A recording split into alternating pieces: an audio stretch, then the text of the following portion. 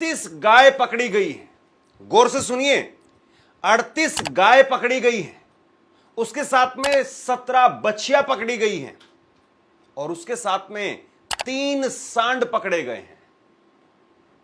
किससे पकड़े गए हैं? गो तस्करों से पकड़े गए हैं। और यह खबर कहीं नहीं है, इस खबर पर चर्चा नहीं है। सबसे बड़ी बात यह है, यह कहीं और नहीं हो रहा था, बल्कि प्रधानमंत्री नरेंद्र मोदी, उनके संसदीय क्षेत्र वाराणसी से खबर निकल करके सामने आई है। खबर गायब। 4 तस्कर जो पकड़े गए हैं, गो तस्कर, वो चारों हिंदू हैं। अगर ये चारों मुसलमान होते तो सोचिए कि किस तरीके से मीडिया में इसको लेकर के हाहाकार मच जाता। अगले 10-15 दिनों तक इस पर बहस हो रही होती। ना जाने कितने बुलडोजर से कितने मकानों को तोड़ दिया जाता, कहां कहां किस मदरसे में, कहां कहां किस मस्जिद पर किस किस के साथ में कनेक्शन जोड़ा जाता और कहां कहां पर बुलडोजर चलने लगता। लेकिन अब चारों गो तस्कर वो हिंदू हैं, उनके नाम मैं आपको बताने वाला हूं। पुलिस ने बहुत शानदार काम किया है। पुलिस को 25,000 रुपए का इनाम मिला है। और बड़ी बात यह है दोस्तों, इस खबर में अगर आप देखेंगे तो बहुत शातिर तरीके से ये लोग गो तस्करी कर रहे थे। कैसे गो तस्करी होती थी जो अभी तक पकड़ में नहीं आई। इनकी जो टेक्निक है, जिस टेक्निक से काम कर रहे थे, बड़ी यूनिक टेक्निक है। इस तरीके की टेक्निक अभी तक देखी नहीं गई थी। मतलब देखने में लगता है बड़ी सामान्य है, लेकिन अभी तक जब गो तस्करी के मामले निकल करके सामने आते थे तो उनमें इस टेक्निक का इस्तेमाल नहीं था, जिस टेक्निक का इस्तेमाल ये लोग कर रहे थे। और इसीलिए ना तो इन गो तस्करों पर किसी को शक हुआ, पब्लिक के बीच में ही गौशाला चलाते थे, गौशाला के नाम पर गो तस्करी करते थे। आप सोचिए कितना घिनौना काम है कि लोगों से पैसा मांगते होंगे, चंदा भी मांगते होंगे, लोग अपनी श्रद्धा भाव से आकर के देते भी होंगे, अपनी गायों को भी गौशाला में छोड़ करके जाते होंगे, आवारा गायों को लोग खुद साधन करके वहां पर छोड़ करके जाते होंगे। और वो लोग उन गायों को देख करके सोचते होंगे, वाह 1 लाख रुपए का माल आ गया है। वो उन गायों को देख करके माल समझते होंगे कि 1 लाख रुपए का माल आ गया है, 2 लाख रुपए की इनकम हो जाएगी, इससे मोटरसाइकिल लेंगे, उससे गाड़ी लेंगे। लेकिन 4 गो तस्करों को पुलिस ने पकड़ लिया। बहुत शानदार काम किया है। इस खबर को आप आखिरी तक जरूर देखिए। वाराणसी से एक खबर निकल करके सामने आई है।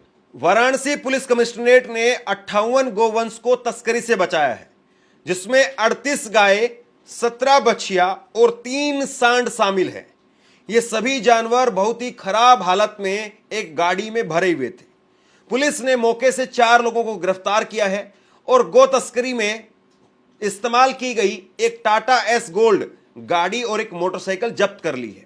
29 जून को न्यू कॉलोनी भेलूपुर में पुलिस चेकिंग के दौरान एक टाटा एस गाड़ी में गायों को अमानवीय तरीके से भरकर ले जाते हुए पकड़ा गया। पुलिस ने तुरंत गाड़ी रोकी और ड्राइवर समेत 3 लोगों को हिरासत में ले लिया। पुलिस अधिकारी गौरव के अनुसार इस मामले में 7 लोग शामिल थे, जिनमें 4 की गिरफ्तारी हो चुकी है। मुख्य आरोपी सुनील यादव अभी फरार है। इन लोगों ने गायों को अलग अलग जगह पर छिपा करके रखा था ताकि किसी को शक ना हो। ये लोग गायों को बिहार भेजते थे।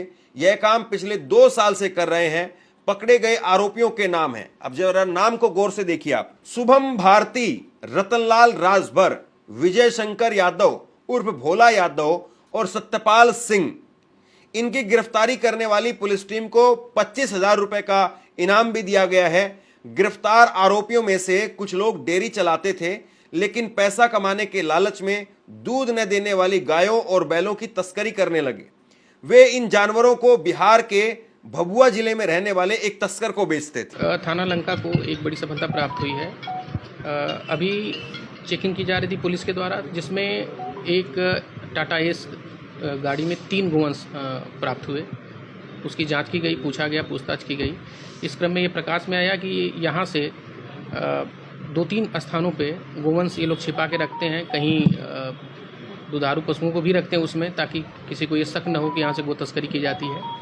और धीरे धीरे छोटी संख्या में पार कराते हैं, बिहार ले जाते हैं, दुर्गावती नामक स्थान पे ले जाके बेचते हैं, गो तस्करी करते हैं। इस क्रम में जब उन स्थानों पे भी चेकिंग की गई, छापा मारा गया, तो कुल अन्य 55 गोवंश भी मिले। इस प्रकार कुल भारी संख्या में कुल लगभग 58 गोवंश प्राप्त हुए हैं।